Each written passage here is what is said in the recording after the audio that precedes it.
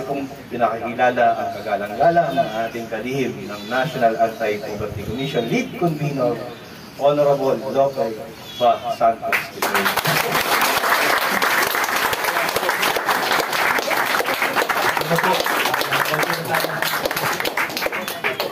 Talagang si Doc Jan, nag-i-introduce lang, nagle-lecture pa.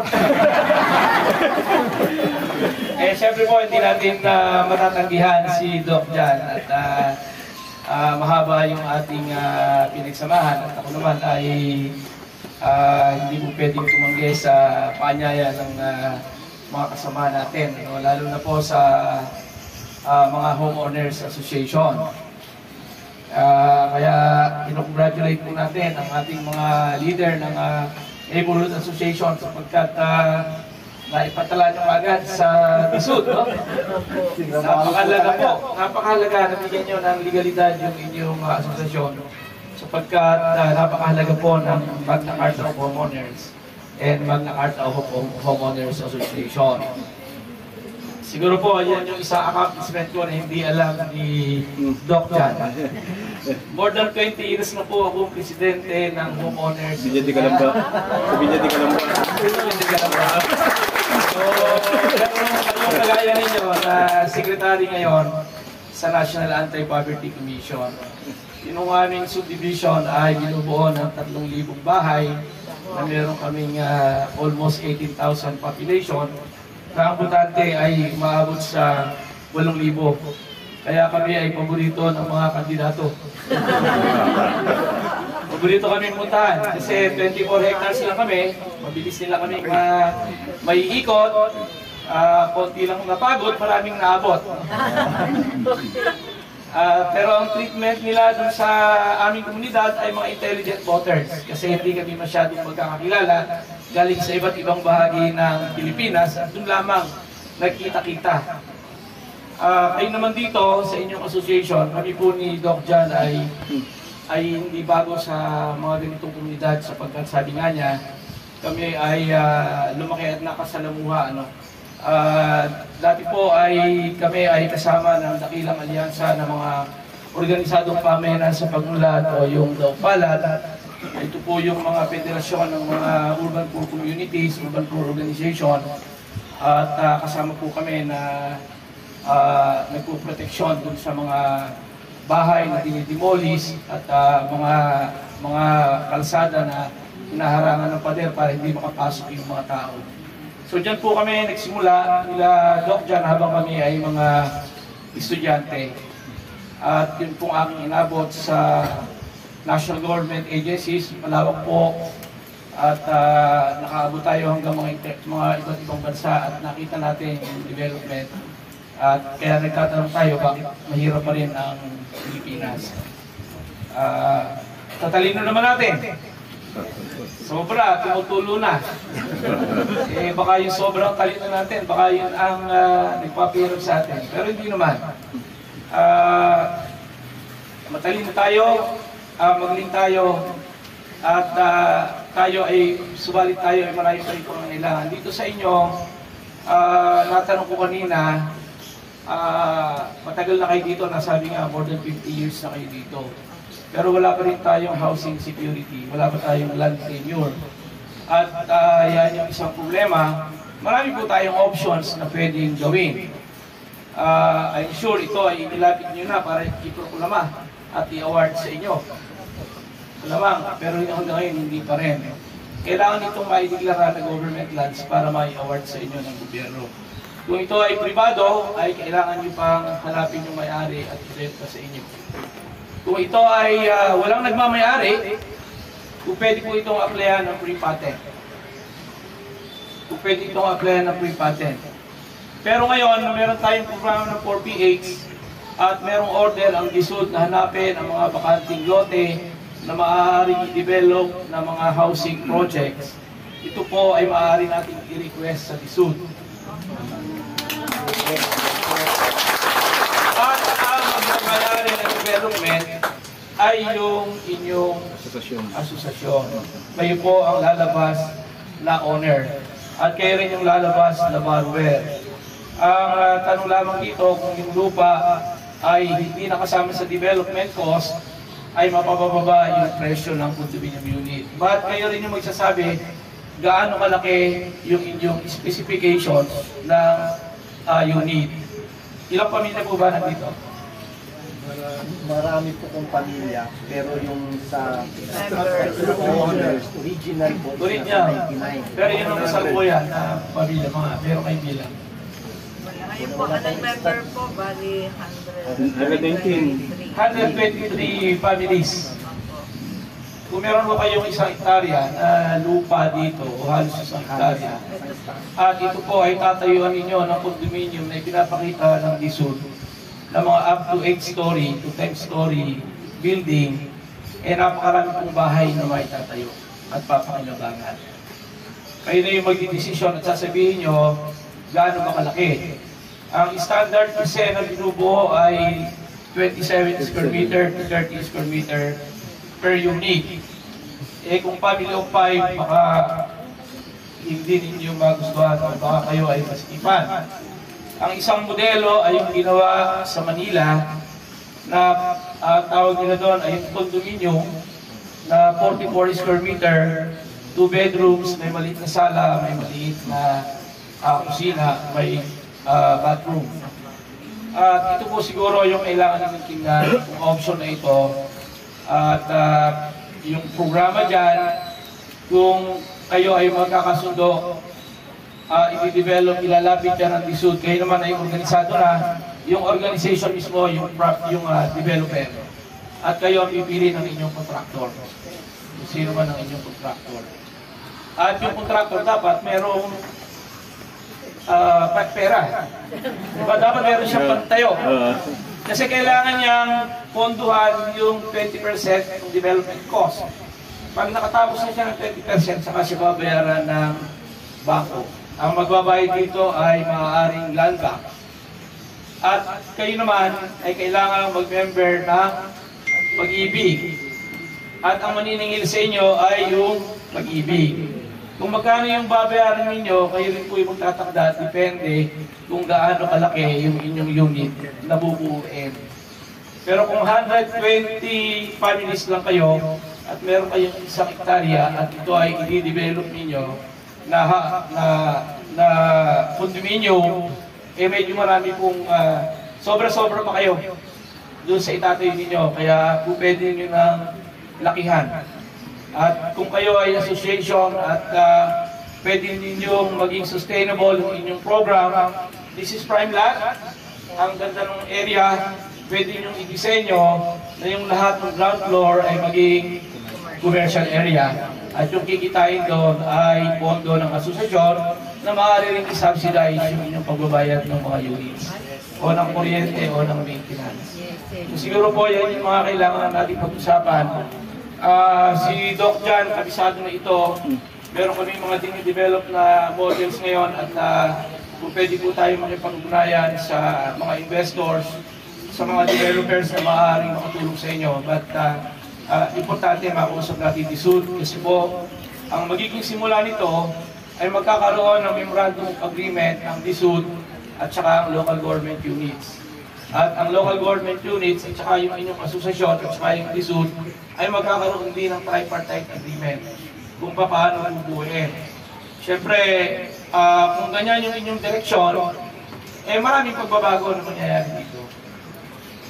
Siguro yung mga pasilyo natin ngayon ay mawawala na yun at baka kailangan magkaroon ng demolition at iayos yung bahay. Pero in the end, ay para po mapaganda naman lahat. Yun naman yung objective. Mas maganda na rin yan at siguro kung 120 lang naman kayo, eh madali po siguro kayong magkakasundo. Dahil ito, karanasan na natin, merong mas malalaking problematic areas sa inyo. Merong mga isang komunidad na matagal na rin katulad nyo, 19,000 families residing in 90 hectares at inire-request din nila na iproklama na at i-award sa kanila. At yun po ay mga public lands. Bukod dyan, marami pong lugar na ino-occupy na ng ating mga kababayan, subalit hindi rin ma-award dahil ang kategory ng lupa ay timberland o forest pa. So hindi rin ma-award, kailangan magkaroon ng mga pagbabago. At ito po yung mga usapin dito sa inyo. I'm sure either, nabanggit kanina, merong writ of demolition. Ibig sabihin, kung may writ of demolition, merong nag-request na i-demolish, ibig sabihin may umaangkin ng lupa. Kaya merong nag-file ng writ of demolition dahil merong gustong umangkin ng lupa.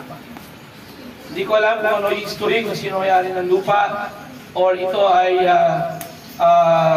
kung ano ang declaration, kung sino nagbabayad ng tax, sino nagbabayad ng tax declaration, sino nagbabayad ng buwis. Yan po yung mga katanungan na kailangan masagot. Subalit, pag ito ay dineklara na ng local government at saka ng DSUD na ready for 4PH, ay yun na po ang magsisimula tayo. It will take time. Pwede namang gradual yung development. Pwede muna ang isang area yung simulan, magtayo muna ng isang building na makasimula yung isa, makalipat yung iba, gradually hanggang lahat ay maisa-ayos na. So po siguro yung kailangan gawin. Yung muna maapektuhan, yun muna yung gagawin. Kung merong pampakante na kailangan munang tayuan para wala munang maapektuhan, kung may bakante pang space, doon muna magsimula at unti-unti lilipat.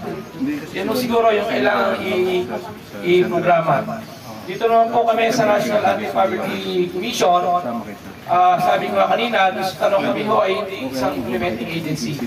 Hindi kami nag-i-implement ng mga programa, subalit kami ang nag-coordinate sa mga government agencies at local government units. Kaya isang programa namin yung convergence and harmonization ng programa ng national government agencies at saka ng local government unit. Ang makikinabang ay yung mga basic sector na kagaya ninyo. So it's a tripartite convergence effort ng mamamayan, ng local government, saka ng national government. At papasok pa ngayon yung private sector na mga developer. So, ang sinasabi po dito ng DSUD, ito ay hindi libreng pabahay, ito ay popondohan hindi ng gobyerno, popondohan ng bangko, ang may-ari ay kayo, pero dahil kayo yung may-ari, kayo rin yung magbabayad.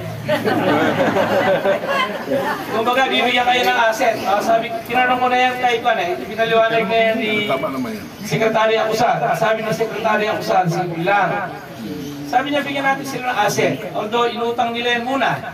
Halimbawa, ang value ng condo unit ay 1.5 million. Pagka ngayon kasi yung 27 square meter na condominium unit, pagka binili niyo po sa mga developer ay inaabot ng 4 million to 5 million. So, ganun yung presyo. Pero dito ang sabi ay presyo natin ng 1.5 million. Ibig sabihin, meron kayong 1.5 million kaagad, utang niyo. Hindi nyo babayaran niyo ng 30 years. Nag-build kayo ng, parang nag-deposit kayo. Anytime na gusto niyo ng lumipat at nakabili na kayo ng magandang bahay sa subdivision, hindi masasayang yung pera niyo kasi pwede niyo ibenta.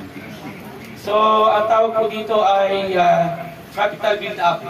Nag-build kayo ng capital ninyo, yung inyong binabayad ng utang ay nagiging asset ninyo. Sa halip na wala kayong land tenure at wala kayong housing security, ito na yung kapalit, meron kayong asset. Yung ibibigay sa inyo, while babayarin nyo, it will become your asset. Unti-unti ay nagdi-develop at pagka po yan ay tumagal yung presyo ng 1.5 million nag-a-appraise po yan. After 5 years or after 10 years, baka doble na yan. Yung sinasabi ko, subdivision na binili namin noong 1995, ang presyo lamang po kung ikakas ay 250,000. Binayaran mo namin ng 25 years ng puro lang, 2,500 per month. Pero ngayon ho ay pwede nang ibenta ng 1.5 million yung isang unit. So ganun po ang isang halimbawa ng nag-a-appraise na unit. Kung ito ay binigay sa inyo ng 1.5 million after 5 years, after 10 years, more than double na po yan. So napapakinabangan natin at kung meron kang ganyan na unit, baka pwede pang, pag nangailangan kayo, baka pwede pang gawing collateral. So meron kayo pang kailangan. So yan ho yung isang programa ng ating pamahalaan na maaari nating talakayin. Kami naman sa National Anti-Poverty Commission, kung meron po tayong mga programa na kailangang gawin, mga capacity building programs, kami po ay direkta na pwedeng makatulong. Kung kailangan natin kausapin ang PSUD, ang local government units, pwede po namin i-organize para sa inyo. At pwede rin namin kayo i-link sa mga private sector, mga developer, na kung saan ay po pwede ninyong kausapin at kayo ang pipili sa kanila kung sino ang gusto ninyo na developer. But of course, this is in consultation with the SUD at saka sa bangko. Kasi pagka pumili tayo ng developer, kailangan din na meron silang track record at maitatayo nila yung structure na gusto ninyo na merong tamang kalidad. Hindi yung itatayo, biglang hindi maganda, sisira lang. Binili nyo yun babayaran nyo yun So yan po yung ating programa, kaya tuloy-tuloy lang po natin yung dialogo. This is our initial discussion. Sabi nyo nga, ang inyong chairman at inyong presidente ay ilang gwapo, matalino pa. Kaya-kaya na po. No? Andito lang kami ni Doc John anytime. Ang opisina ko po ay nasa Quezon City. So magkakalapit lang tayo. Kaibigan naman natin, kaibigan din namin ni Doc John, yung Chief of Staff ni Mayor Belmonte. So mas madali po tayong magkakaugnayan. Yun naman ay small but terrible. Si Weng Makataw. Si Weng Makataw, no?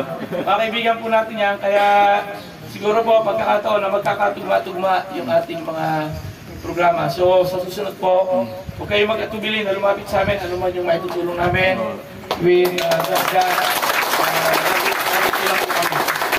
So kami naman po, sabi ko hindi ko nararamdaman na ako ay kalihim bilang Rango. Tinabago nga yung pangalan ng aking opisina. Kasi dati ang pangalan ng aking opisina ay Office of the Secretary o OSEC. So baguhin natin yan. Gawin natin yung Office of the Lead Convener o OLEC. Let's honor the function, not the rank. So kaya po maraming salamat po.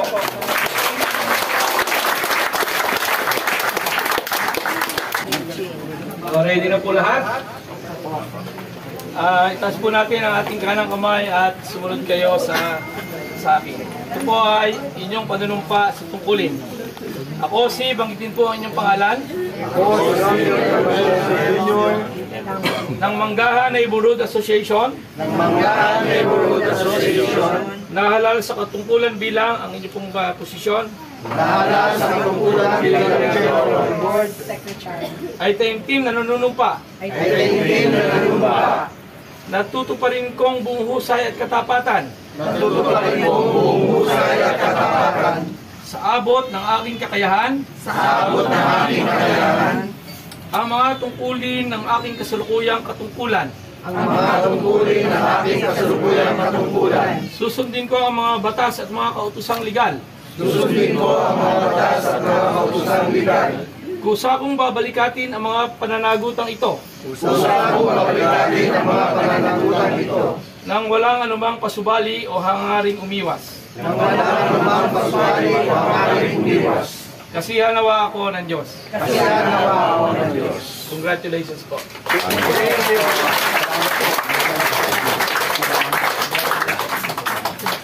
Congratulations po.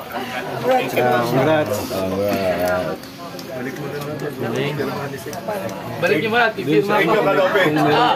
Meron yung dadaling ko siya.